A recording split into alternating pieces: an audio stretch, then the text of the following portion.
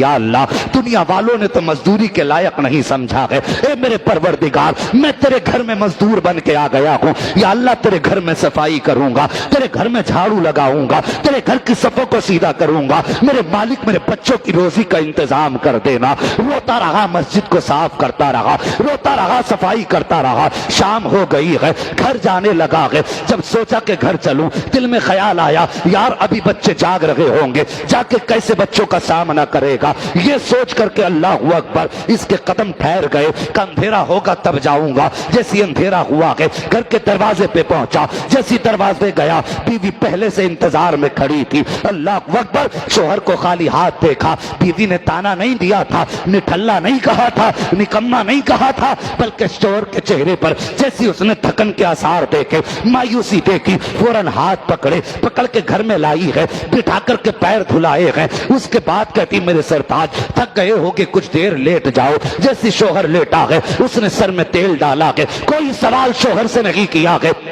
جب لیٹ گیا شوہر، پھر سامنے بستر پہ بیوی لیٹی، لیٹنے کے بعد کہا میرے سرتاج بتاؤ دن کیسا گزرا ہے، مجھے معلوم ہے میرے شوہر آج مزدوری کہیں اور کر کے آئے ہو، ایسے دروازے گئے ہو جہاں سے مزدوری کا پیسہ نہیں ملا ہے۔ اللہ اکبر، اتنا سننا تھا، شوہر کی آنکھ میں آنسو آ جاتے ہیں۔ شوہر کہتا اے میری شریک حیات، آج میں نے اس کے دربار میں نوکری کی ہے جس کی بارگاہ میں دیر تو ہو سکتی ہے اندھیر نہیں ہو سکتی ہے، میں نے کائنات کے سب سے بڑے بادشاہ کے دربار میں نوکری کی ہے۔ اللہ اکبر، کہا کل کہاں جاؤ گے، کہا کل بھی اسی کے دربار میں نوکری کروں گا۔ اللہ اکبر، کل پھر گیا، پھر مسجد میں صفائی کی ہے، شام کا وقت ہوا ہے، پھر گھر آیا ہے، بیوی نے پھر استقبال کیا، کہا آج بھی مزدوری نہیں ملی، کہا آج بھی نہیں ملی ہے۔ اللہ اکبر، بیوی اگلے دن جب تیسرے دن رخصت کرنے آئی ہے، کہتی میرے سرتاج جا تو رہے ہو، میری بات سن لو، تمہارا مالک چاہے کتنا ہی بھی اچھا ہے، اس سے جا کے اتنا کہہ دینا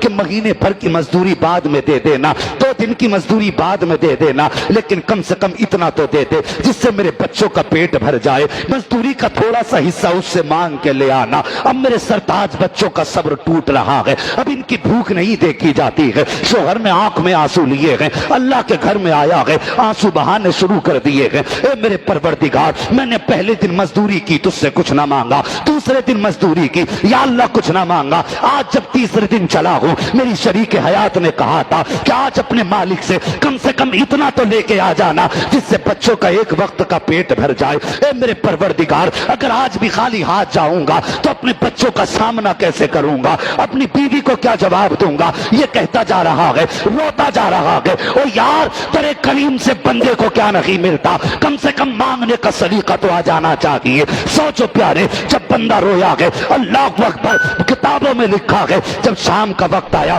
بے خودی تھی، بچوں کی بھوک سامنے تھی، شوہر سوچ رہا تھا گھر جاؤں گا بیوی کو کیا جواب دوں گا، خالی ہاتھ جاتے ہوئے غیرت آ رہی تھی، اس کو بے خودی کا عالم تھا، اس نے مٹی اٹھائی ہے، وہ تھیلا جس کو آٹے کے لیے لایا تھا، وہ تھیلا جس کو راشن کے لیے لایا تھا، اب اسے مٹی سے بھرنا شروع کر دیتا ہے، دیوانوں کی طرح بھرتا جا رہا ہے، بھرتا جا رہا ہے، تھیلا بھر کے چلنے لگا۔ جب شام کا وقت تھا، ہمت جواب دے گئی، گھر جانے کی طاقت نہ تھی، چھپ کے دور سے دیکھنے لگا کہ جب سب سو جائیں گے تب گھر میں داخل ہوں گا۔ کیا دیکھتا ہے، جیسی دور سے دیکھا گھر کے آنگن سے دھواں اٹھتا نظر آ رہا ہے، جیسی دھوئیں کو اٹھتا دیکھا اس نے سوچا شاید یہ میرا گھر نہیں ہے، میرے گھر میں دھوئیں کا کیا کام ہے، میرے گھر میں پکانے کے لیے ایک روٹی کا آٹا نہیں ہے، پھر دھواں کیوں ہو رہا ہے؟ کہا شاید میں کہیں اور آ گیا ہوں، پھر اس نے آنکھوں کو ملا ہے،